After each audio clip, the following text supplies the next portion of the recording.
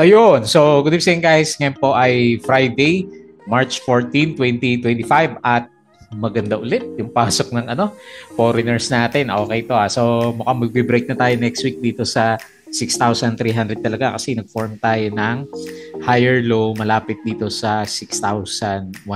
So, nagkaroon tayo support dahil sa Dow G na ito. And then, syempre, kaya natin nasasabi yan na posible na kayang ma-break yung 6,300 na resistance area ni index natin kasi another net foreign buy na naman. So, more than 2 billion na, 2 billion plus yung pumasok po na foreigners. So, meron tayong 365.15 million net foreign buy. So, nag-close tayo 6,294.11 and nag-up tayo ng 0.83%. So, magaling close natin. Okay, banks yata nang una dito, no?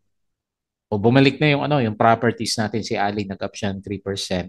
Tsaka si BDO, di ba, bumalik 4.43%. URC nag-drop pa rin, no? Ito, yung nangunguna kanina umaga si Bloom at saka si si URC natin. Okay, so medyo maganda yung galaw ng majority ng mga blue chips natin. Ayan, so pero dito sa mga pag-usapan natin, meron bang negative? Ito si SPNEC, ayan. So tingnan natin ano nangyari sa kanya. Pero majority naman is maganda yung galawan for today's trading natin. Ayan. So nauna sa listahan ko si APX. Ewan ko bakit siya yung nangunguna dito. Pero maganda yung galaw niya kanina, no? So nabuhusan sa closing si akala ko tuloy-tuloy na yung breakout nitong si APX natin. So nag-close siya, verde pa rin naman 0.45%.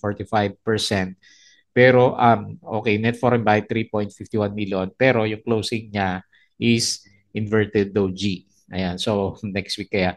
Pwede rin naman, kung maganda talaga yung sentiment ng market, pwede niyang bawiin yun. Pero siguro may mga shakeouts na gagawin siya.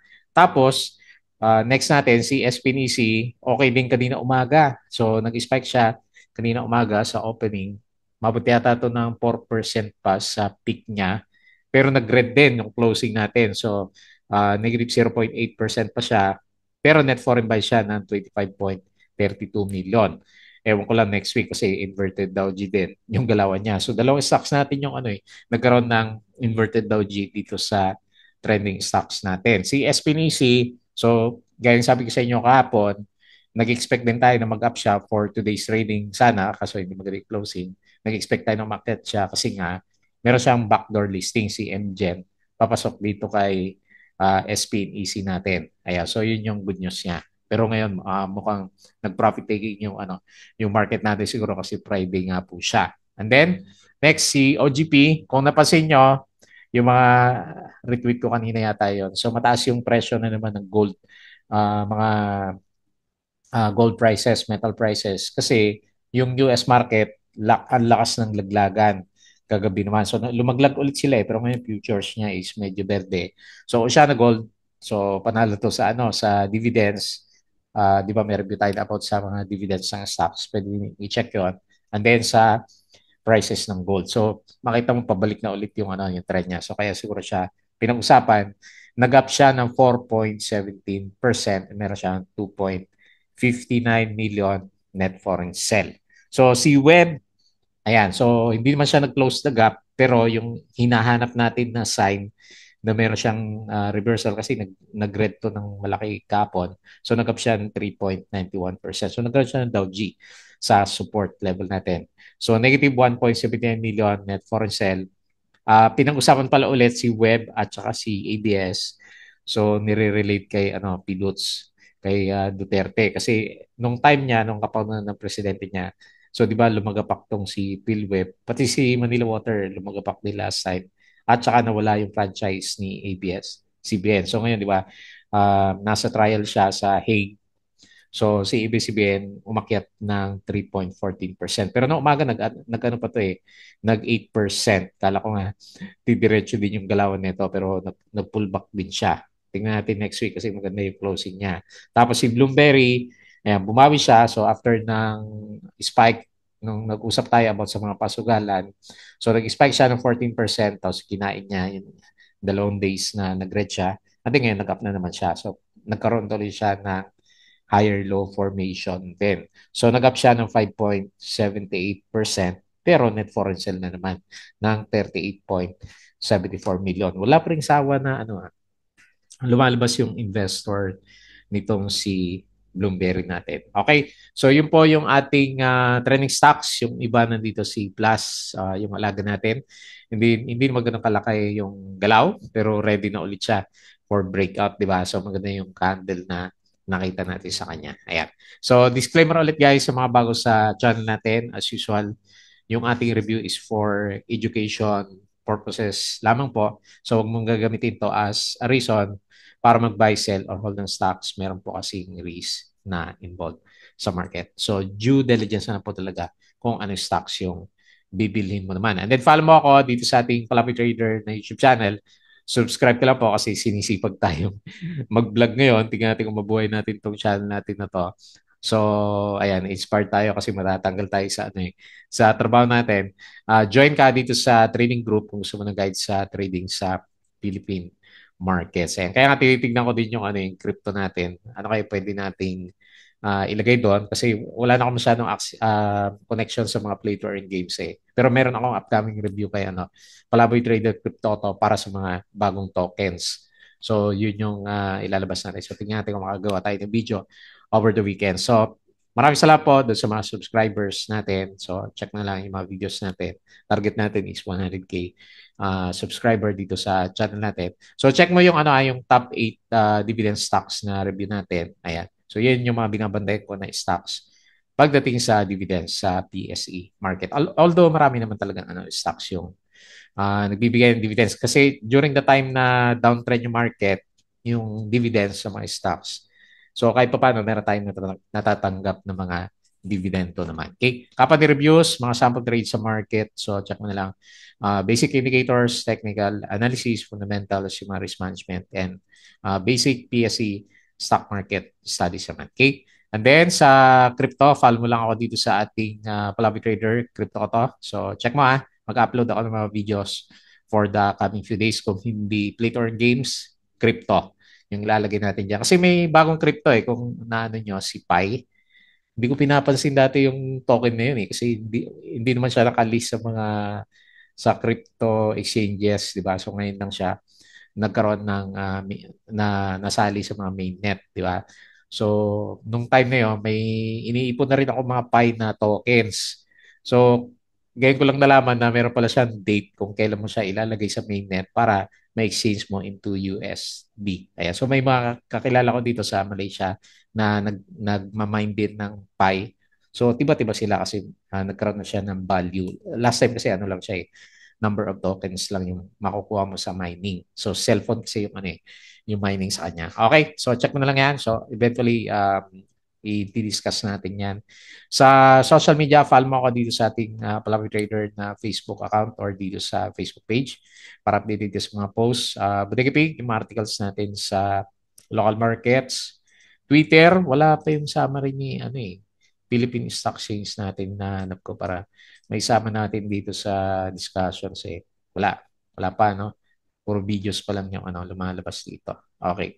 So, pag-usapan na lang natin kung ano yung mga post natin. Andito yung natin, kung may Twitter ka. So, andito yung link ng video natin about sa top na dividend stocks sa list natin. Pero marami naman yung nagbibigay ng magandang dividends. Okay. So, wala pa si Philippine Stock Exchange. So, nanguna, sa listahan nga natin si Bloomberry. So, nag-up siya ng more than 5%. Very good. So, nagre-recover kahit net foreign sell. Followed by BDO, 4.43%. ASEAN 4.07, Ali 3%, URC 2.14, Ayala Corporation 1.7, and SMPH 1.71%. Okay? So, tinamaan ngayon si JT Cap, negative 3.41%, Pure Gold minus 2.9%, AGI minus 1.59%, DMC minus 1.55 ba natin yung mga dividends. A-REITs minus 1.03 at saka ayan, pasensya na, nagkamali ako doon, Lucio Tan Group. Ayan, hindi Laton din Laton din niya. Ito yung CLTG natin, Lucio Tan Group. Ayan, salamat doon sa nag-correct. Okay? So, halos pantay, pero mas marami yung nagberde, kaya 0.8 yung closing ng market. Foreign Funds Bot, BDO, PSE, FGen, Meralco, SCC, SPNEC, FCG, Jollibee, Keeper, AC, MEG, MREITs, RCR, ICT at saka si STI natin. Foreign funds sold, BPI, CBC, Metro Bank, ASEAN, AT, Manila Water, CNPF, DNL, CIC, Avoites, AJ, Costco, DMC, Ali, Irit, CPG, Globtel, Converge, at saka si Dito. Ayan. So ito yung sinasabi ko sa inyo kanina na maganda yung gold prices. Pataas na naman. Dahil sa nag-bearish kasi yung sentiment ng market kagabi sa bandang US. Tingin ko yung so ingat na lang sa yung mga trade na kasama natin sa US market. Matindi kasi yung yung tariffs na yan, di ba? So, di ba naglagay ng tariffs naman yung European Union sa mga alak yata galing ng US. Ngayon si Donald Trump, babawi siya. 200% naman yung ibabawi niya sa sa Europe, di ba? So, matindi yung yung tariffs na yan. So, magkukos ng malaking volatility sa market. Okay? So, good luck na lang sa atin na nag-trade sa global markets. Okay, CREC 3.7 daw, sabi ni Phil Stocks. Ayaw pa rin mag-breakout, no? Ang tagal ng breakout nito. So, last traded price is 3.55. SPNEC saw its shares rise by up to 10% after announcing plans for backdoor listing of its renewable energy assets under Manila Electric Company, si MGen. So, mag-inject siya kasi ng capital. So, kaya marami ang nag-aabang magkano at gaano karami yung shares na i-inject dito kay SPNEC natin. Bibigat na naman ba si SPNEC? So PX, okay, maganda yung namula ba to? Namula yata to kanina. Ayan. So pero na-expect ko kanina umaga kasi malakas yung gold prices. Mga mining stocks yung gumalaw pero hindi lahat namula yung iba. So DMCI Holdings reported a 19 billion net income, down 21%. Mamimigay pa rin ba ito ng dividends as weaker commodity prices. AC posted 10% higher core net income. Kaya umakyat. Uh, si CA. Hindi natin kilala eh. BMW reported core net income 10% and also declared cash dividend. San Miguel, cash dividend of 0.35. FLI announced an increase of 8% to 24.45 billion peso. Okay? So, kanina umaga, so good vibes tayo. Jollibee pala nanguna kanina eh. At saka si SMPH. So, pero, ito yung may tender offer, no? The tender offer suggests Temis Group intend to consolidate control over Ferronox, CREC, wala pa rin, yung breakout. APX, so nag-Dow G. So, Asian Gold Miner share surge as bullion hits record high. So, abang-abang na lang tayo dito sa mga minero stocks natin kasi para maganda yung sentiment. Ayan. So, ito yung drop kagabi sa US. Tama ba?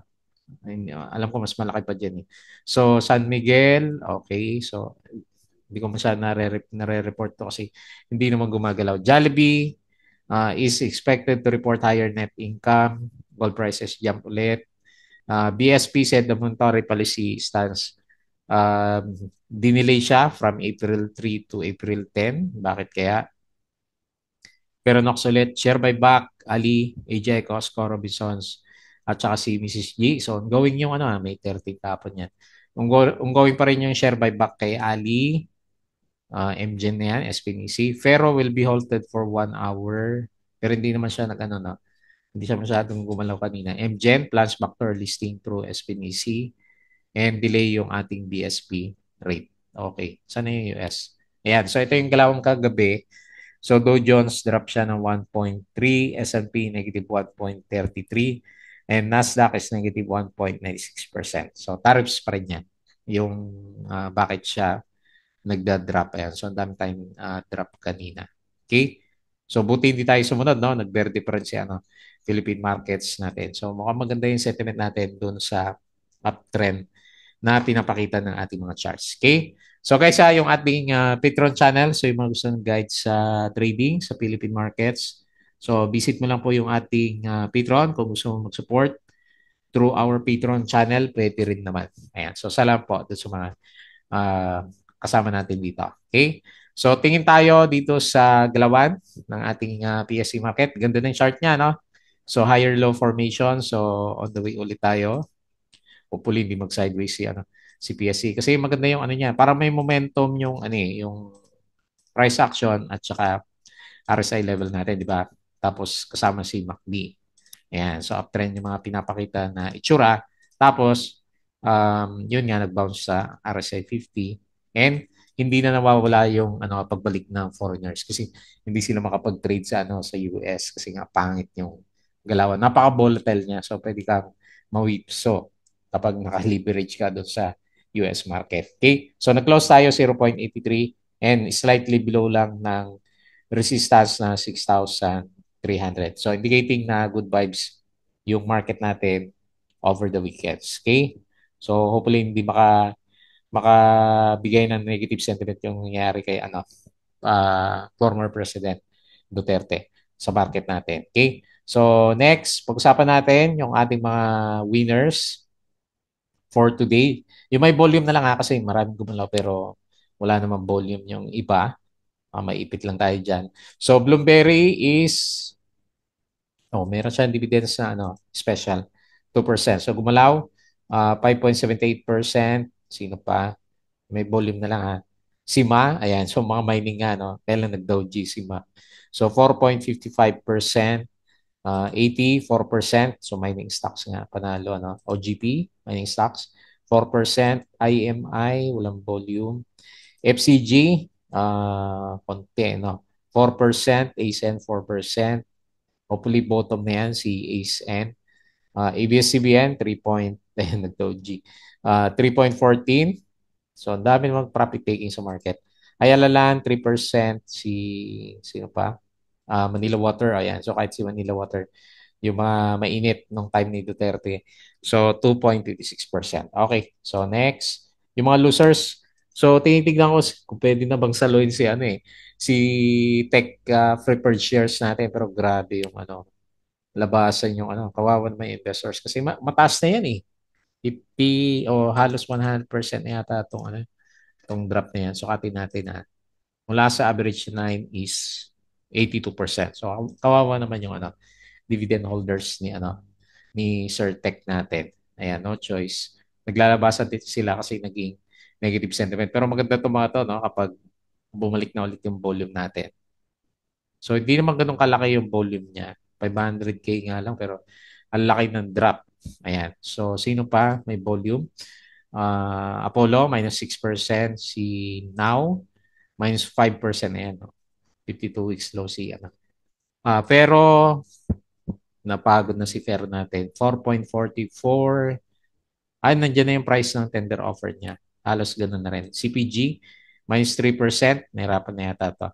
Tapos si SMC, wala yan. STI, minus 2%. Bakit biglang pababa yung alaga natin? Robinsons Retail, minus 1%. Okay? So, mas marami yung gumalaw for today's trading. Ang ganda ng galaw ni BDO. Bukod sa dividends, regular, meron pa siyang price action na kasama. Okay? So balik tayo dito sa chart. Pag-usapan natin yung global markets natin. Nasaan na? Nawala. Ayan. So mukhang berde mamaya yung galawan dito sa padang US. S&P futures is 0.75. Dow futures 0.52 and then Nasdaq is 1%. Hopefully tama yan kasi minsan may budol din yung futures natin. Okay. European stocks so medyo bumabawi na rin. Asian stocks mix pa rin. So mix. Pero mas marami yung berde for today's trading maliban sa Indonesia na halos drop ng 2%. Okay? So next crypto, ano nangyari? Okay, so siguro nag-drop to kagabi, no? Kasi green yung chart, pero hindi naman masyadong gumalaw yung price action natin. So Bitcoin is 83K, Ethereum 1.9, XRP 2.3. Gaano ba kalaki? Ang laki na rin ng market cap pala ni XRP, no? BNB 579, so below ulit siya.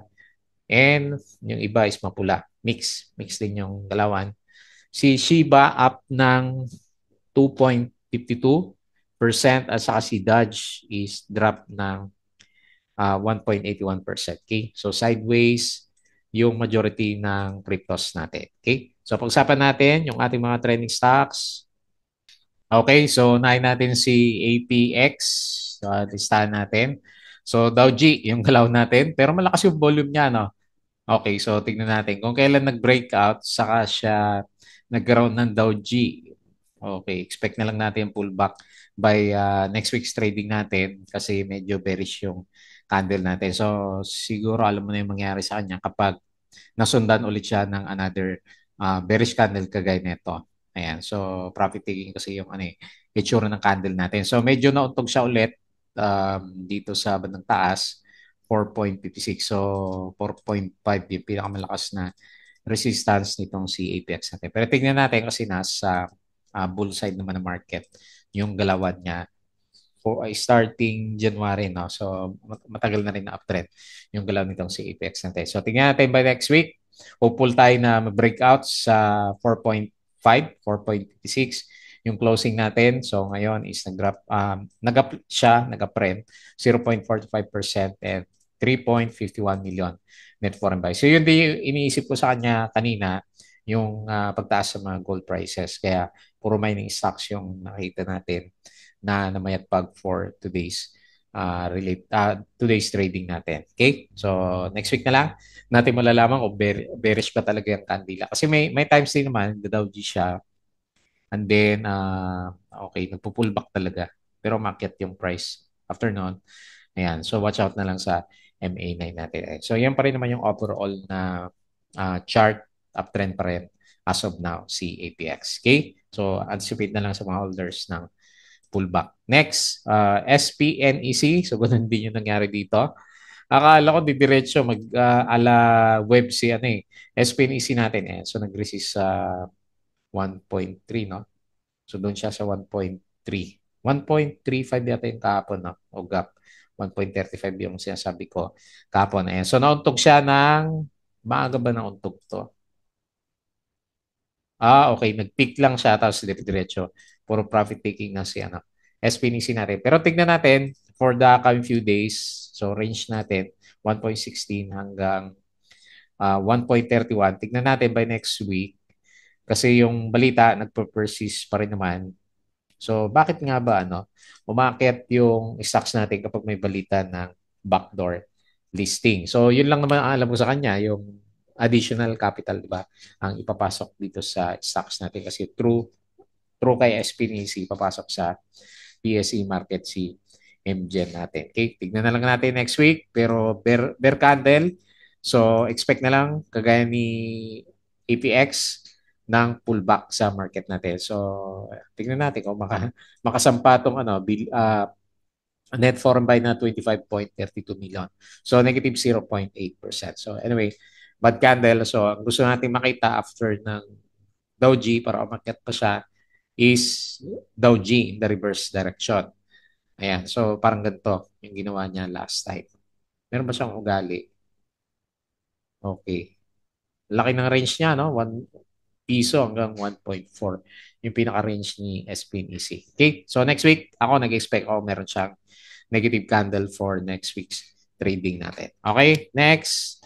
So another mining stocks, OGP. O siya na gold. Philippines.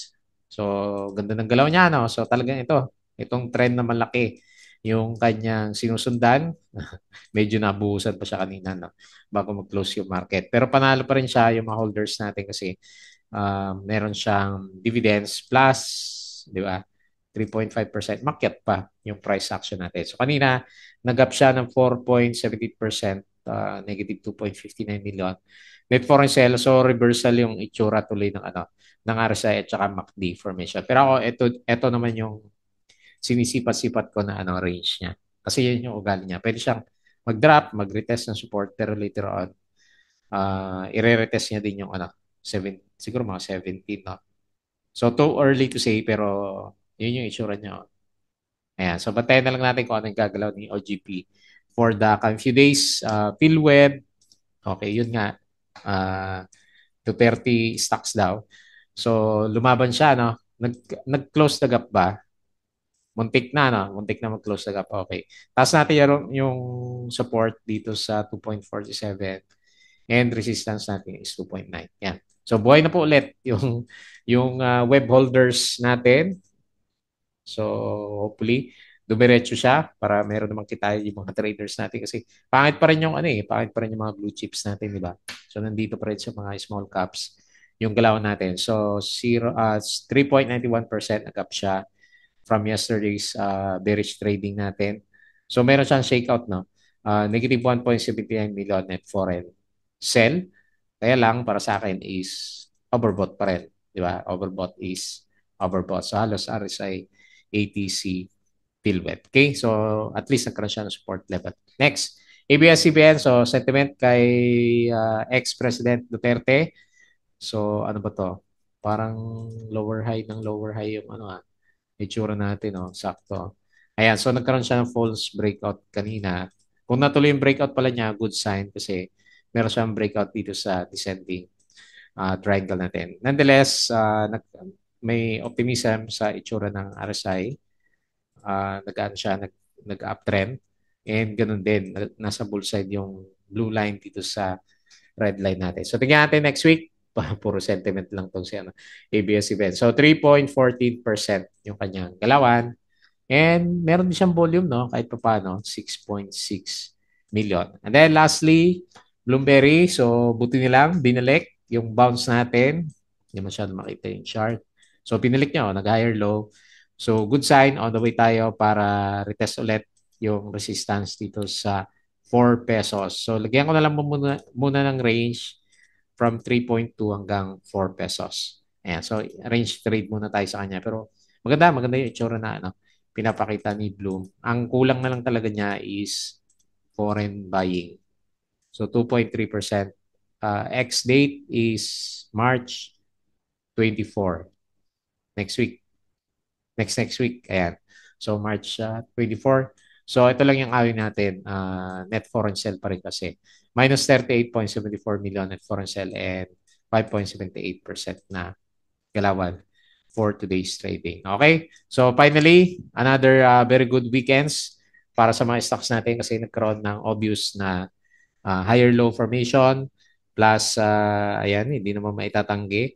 Meron tayong 2 billion na net foreign buy. So still, for the week's trading natin, is a good reversal sign para sa PSE market. Okay? So yun na lang muna yung ating review dito sa market natin. As usual, bago tayo close, please don't forget to subscribe dito sa ating Palavi Trader na YouTube channel. Check mo yung dividend stocks natin na review. So kung gusto mo, join ka dito sa trading group sa Palavi Trader Crypto to. So pasyalan mo na lang.